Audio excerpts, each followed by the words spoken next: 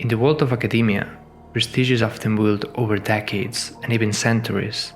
It's all about knowledge, with universities earning recognition through years of commitment to excellence. But what if the prestige of a university could be purchased? What happens when academic reputation is not gained by academic achievements, but rather through transactions?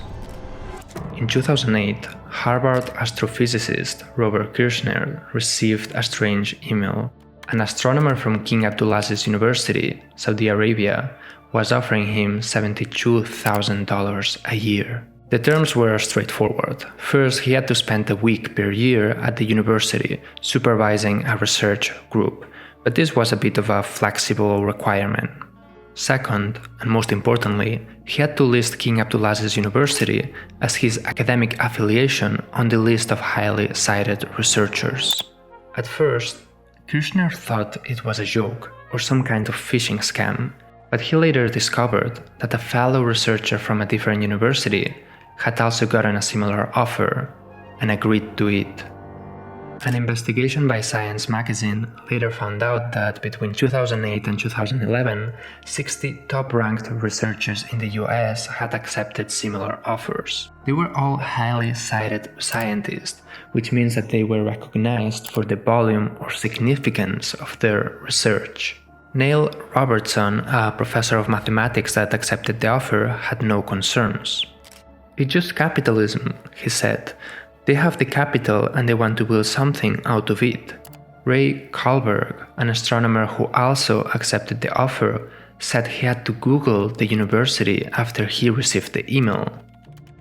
The topic captured little media attention and it quickly faded into the background. There were no major implications. In the early 2000s, Saudi universities were being criticized in the local media for their poor performance on international rankings of universities.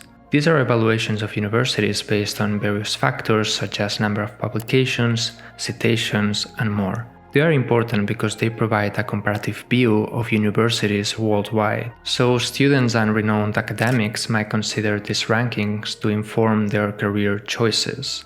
And better rankings can give prestige and open up new funding opportunities. The two main universities in Saudi Arabia are King Saud University with 30,000 students and the first university in the country, and King Abdulaziz University with 60,000 students.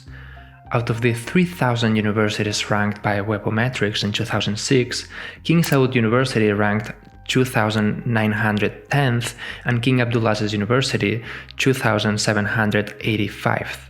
In 2008, none of these universities was in the top 500 of the Shanghai ranking. In a few years, however, both universities climbed several hundred places in the rankings. In 2010, King Saud University got into the top 400 globally.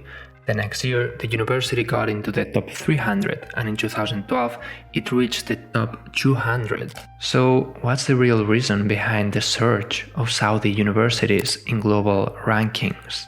Is it a true reflection of their academic achievements, or is there something else at play? 2016. Saudi universities have kept their progression in international rankings. In fact, this has become more of a priority for Saudi Arabia. The absolutist monarchy, aware of the need to diversify the local economy, rolled out Vision 2030, a plan to reshape their economy. While the NEOM project with its insane linear city have garnered most of the attention, the plan has other facets. Another explicit objective of the plan is to have at least 5 Saudi universities among the top 200 in the world. But will the country really invest in academic excellence, or rather look for shortcuts? April 2023. El País, a Spanish newspaper, reveals a scandal. Over 10 researchers from Spanish universities falsely claimed to be employed by Saudi universities. It's the same approach all over again. All of them were in the list of highly cited authors, and all of them received an offer of 70,000 euros to claim an affiliation with a Saudi university. The chemist Rafael Luque accepted in 2019 and declared to be a researcher at King Saud University. Damia Barceló, who already in 2013 had received a prize and 120,000 euros from Saudi Arabia, also accepted, and since 2016 he has been listed as a scientist at King Saud University, even though he is actually the director of a research institute in Catalonia. The scientist has admitted that he has been in Saudi Arabia only a few days every year to collect a few samples and give a talk. The question is why? Why do Saudi universities spend thousands and thousands of euros on foreign researchers for minimal work, while their own PhD candidates receive only $500 per month? All these actions seem to be aimed at improving the country's performance in the Shanghai ranking of universities, the most powerful and prestigious. See, a key factor to go up in the ranking is the number of academics included in the list of highly cited researchers. In 2023, Saudi Arabia boasted 112 researchers on the list. That's a lot, a ratio 5 times higher than that of Germany, for instance. Manipulating the real location and employer of the scientist is the easiest way to go up in the rankings, so that's why Saudi Arabia has used this strategy. Following the article by El País, the Saudi plot began to crumble. Soon after the article, news came out in the Netherlands that two highly cited scientists had also accepted the deal. The Dutch Minister of Education, Culture and Science criticized it, saying that they undermine trust in science and that scientists should not be allowed to sell their academic integrity for money. Ceres, a small consultancy specialized in academic matters, soon revealed the extent of the plot. 200 highly cited researchers had been involved at some point over the last decade. That might not seem like a high number, but let's remember that only 7,000 scientists make it to the list every year. In Spain, for instance, 10% of highly cited researchers lied, and a few more received offers but rejected. Saudi Arabia had set the goal of making it to the rankings, but decided to take a shady shortcut. So what have been the repercussions of this scandal? In Spain, for instance, Luque was expelled from his real university, the University of Córdoba. The chemist, who suspiciously manages to publish a new article every 37 hours, simply said that without him, the University of Córdoba will drop 300 positions in the ranking, so they had shot themselves in the foot. The larger scientific body in Spain has opened disciplinary proceedings against several researchers, and Damia Barceló is being investigated by the Anti-Fraud Office. The situation is also being investigated in the Netherlands. But what is the situation with the list of highly cited researchers, and has Saudi Arabia faced any consequences?